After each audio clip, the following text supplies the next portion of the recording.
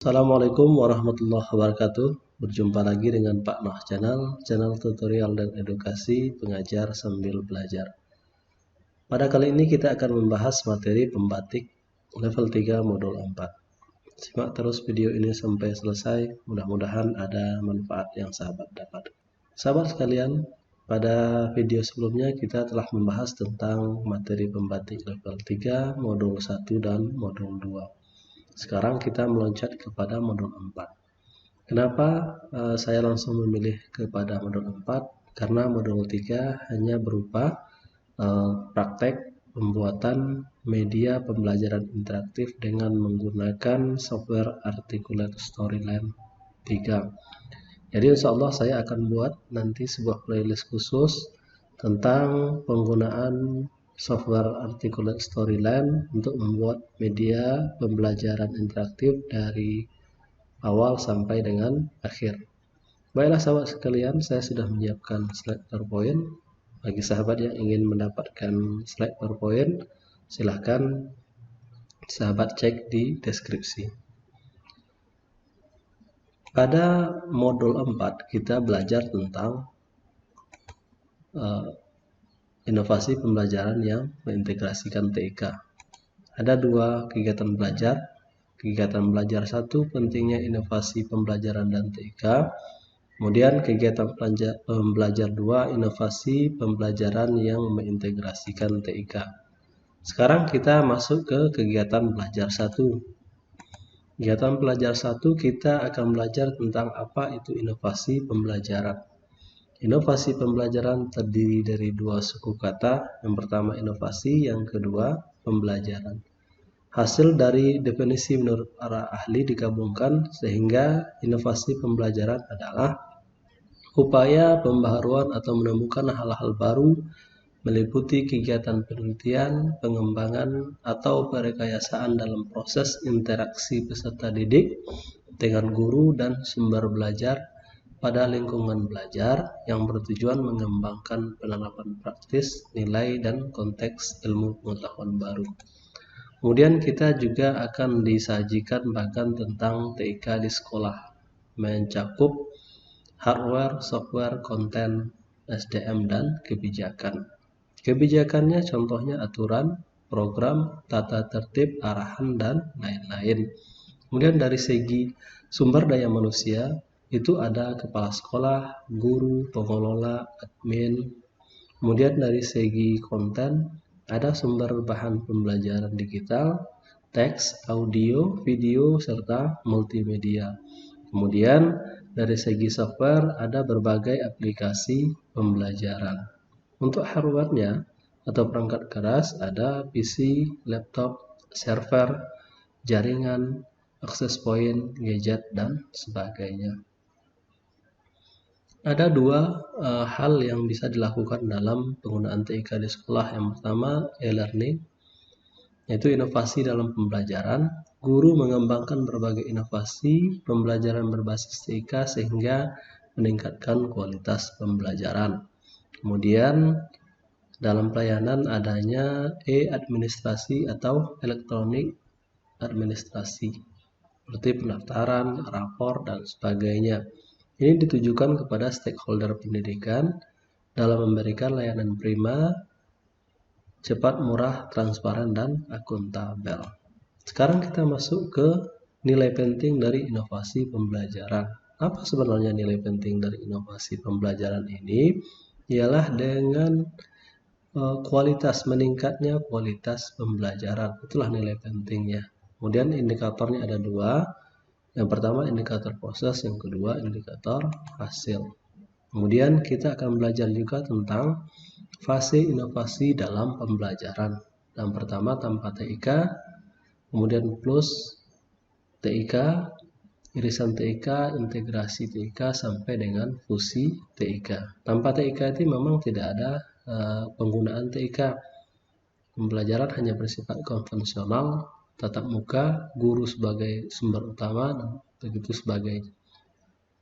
Kemudian plus TIK itu sudah ada pemakaian TIK, cuma belum beragam dan belum banyak. Kemudian yang selanjutnya ada irisan TIK. Irisan TIK ini sudah menggunakan dan dipakai dalam pembelajaran. Kemudian integrasi TIK sudah terjadi perubahan yang banyak dalam pemanfaatan TIK.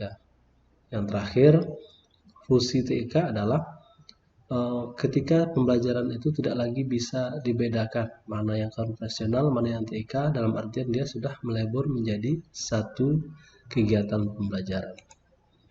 Lanjut, ragam pilihan inovasi dalam pembelajaran ini adalah cara pemanfaatan kita terhadap TIK berdasarkan sumber daya. Ada yang pertama, inovasi pada sekolah yang tidak memiliki sambungan internet. Ini dapat dilakukan misalnya dengan mendownload aplikasi di ruang belajar atau di rumah belajar, kemudian hasil download atau unduhan tadi kemudian kita tampilkan kepada para siswa.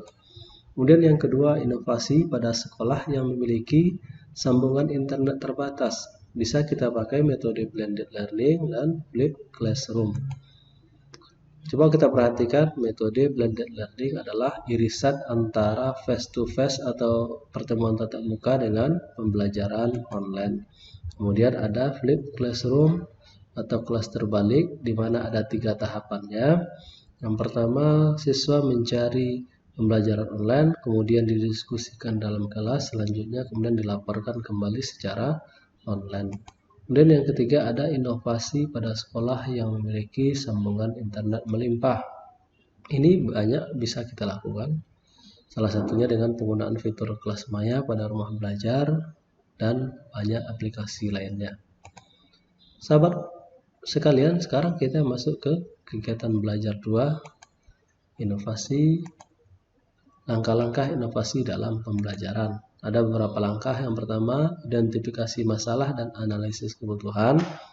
Ada 3 bagian. Yang pertama, analisis kurikulum, analisis sasaran, dan analisis tren perkembangan teknologi.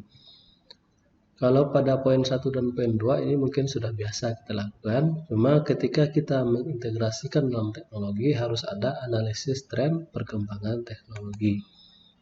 Kemudian yang kedua, penyusunan rancangan inovasi. Ada 3 bagian. Yang pertama menentukan topik, yang kedua menentukan tujuan, dan yang ketiga menentukan aktivitas pembelajaran menggunakan apa. Yang ketiga adalah pengembangan rancangan inovasi. Ada 6 bagian, dari mengkaji silabus kurikulum sampai dengan menentukan sumber belajar. Kemudian yang keempat adalah pelaksanaan uji coba. Yang kelima, pengendalian dan perbaikan. Jadi setelah diuji coba, kemudian kita nilai, kita perbaiki mana yang kurang tepat, selanjutnya diimplementasikan. Setelah implementasi, kita evaluasi sejauh mana efektif dan efisiennya. Kemudian metode pengintegrasian TIK dalam pembelajaran. Ada beberapa metode. Pertama, metode resources based learning. Ini karakteristiknya di mana siswa disediakan berbagai sumber bahan pembelajaran baik cetak ataupun non cetak. Kemudian yang kedua adalah case atau problem based learning. Memiliki karakteristik di mana siswa diberikan permasalahan tertentu yang terstruktur dan memiliki skenario untuk dipecahkan. Jadi siswa akan terpola dalam menyelesaikan sebuah permasalahan. Kemudian selanjutnya simulasi based learning. Karakteristiknya adalah siswa diminta mengalami suatu peristiwa yang sedang dipelajarinya. Sebagai contoh, siswa diharapkan dapat membedakan perubahan atau pencampuran warna dasar dengan menggunakan software misalnya virtual lab. Dan siswa langsung melakukan sendiri bagaimana mencampur warna dan melihat hasil serta perubahannya. Selanjutnya, collaborative learning memiliki karakteristik di mana siswa dibagi dalam beberapa kelompok secara kolektif untuk melakukan tugas berbeda menghasilkan tujuan yang sama. Lanjut. Kemudian model-model pembelajaran inovatif. Ini bisa sahabat cek lebih detail dan lebih lengkap di Sibatik _inovatif. Beberapa model yang dicantumkan, yang pertama adalah blended learning. Kemudian yang kedua, Flipped Classroom. Kemudian yang ketiga, Project Based Learning, sebuah pembelajaran yang berbasis penyelesaian proyek. Kemudian Discovery Inquiry, sebuah pembelajaran yang memancing keingintahuan siswa untuk menemukan sebuah kesimpulan mengenai pembelajaran yang dilakukan. Kemudian ada Game Based Learning atau pembelajaran yang memang berbasis permainan. Selanjutnya ada SOLE, Self Organized Learning Environment. Jadi demikian saja kali ini para sahabat sekalian. Mudah-mudahan ada manfaatnya. Jika ada saran, kritik, request dan sebagainya, silahkan sahabat ketik di kolom komentar. Mudah-mudahan vlog ini atau channel ini bisa lebih baik semakin ke depan.